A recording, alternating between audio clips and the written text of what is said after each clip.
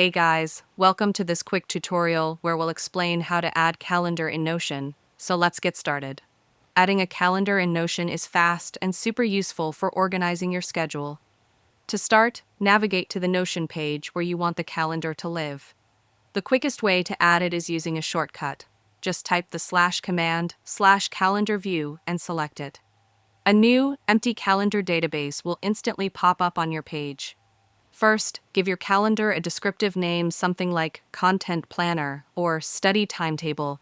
This is important for staying organized, especially as you create more pages. To add your first event, simply click on any date. A new event window will appear. Type the name of your event, like Team Meeting or Essay Due. To keep your calendar organized, use tags.